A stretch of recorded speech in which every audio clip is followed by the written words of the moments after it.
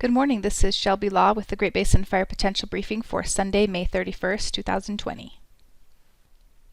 Fire potential impacts for today and tomorrow are shown here. We're still looking at some pretty good wind speeds today over much of southern and central Utah, and we'll see those winds continue tomorrow, maybe a little bit further north.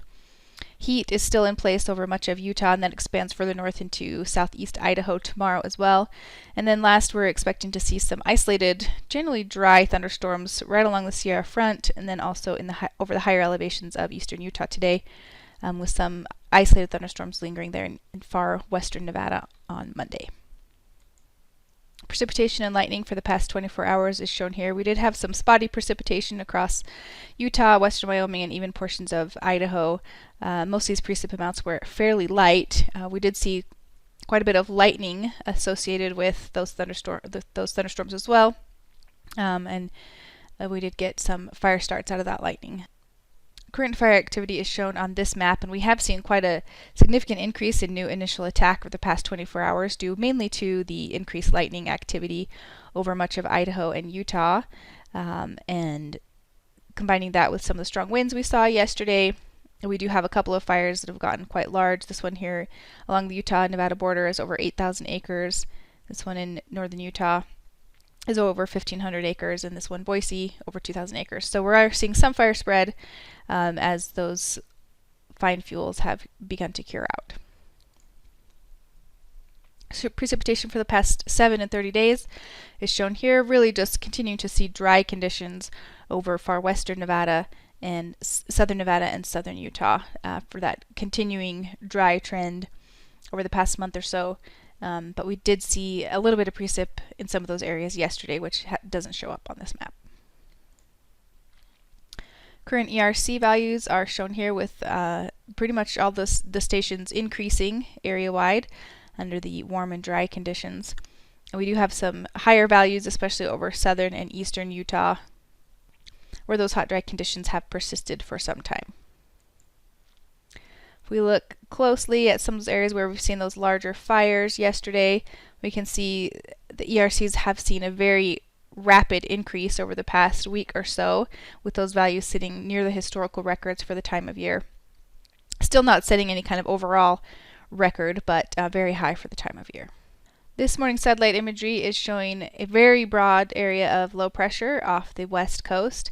This is causing increased southwest flow over the eastern portions of the Great Basin, where we're seeing warmer than average temperatures and a little bit of moisture in that flow as well.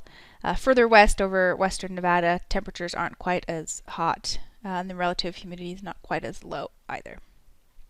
We'll see this area of low pressure dominate the weather pattern for the week.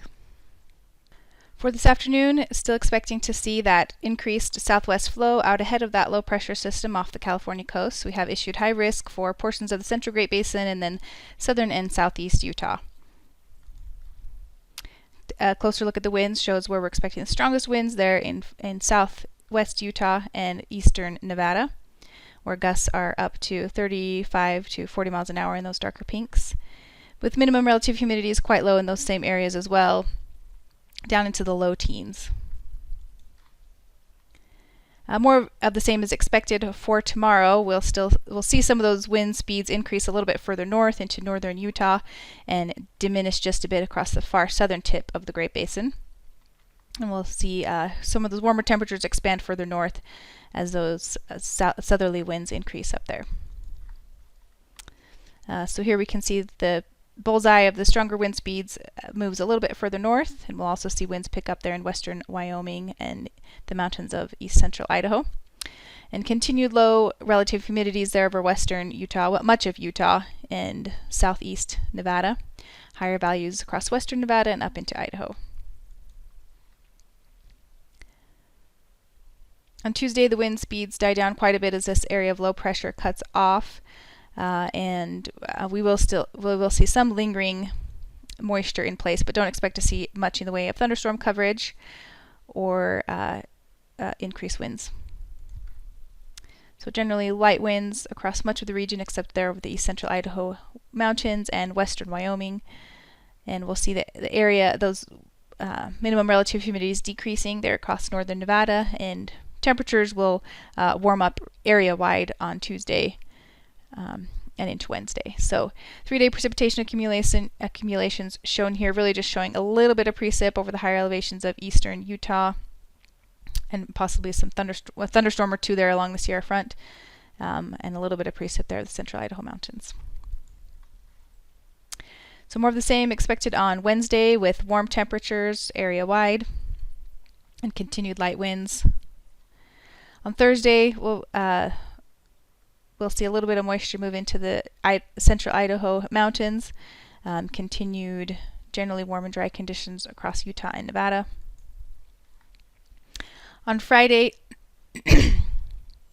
that cutoff low gets swept up into the flow, and we'll see wind speeds increase across the geographic area, and so we'll also see some moisture move into the region. We'll look to the north and west here as another strong area of low pressure begins to move through the Great Basin for the weekend, bringing a change to the weather. So for Saturday, as that low begins to move through, we'll see the chance for some showers and thunderstorms continuing across the region. 7-day precipitation totals are shown here. Again, most of this precip is coming over the weekend, so Friday into Saturday, as we'll see that next trough from the Pacific Northwest move through the Great Basin, decreasing temperatures and bringing some precipitation mainly to those higher elevations. The extended forecast for the 7th through the 13th is calling for below normal temperatures across the northern 2/3 of the geographic area, with an above normal chance for precip there over Idaho and northern Nevada, and a drier trend in eastern Utah. This concludes today's fire potential briefing. Please check back tomorrow for the latest updates.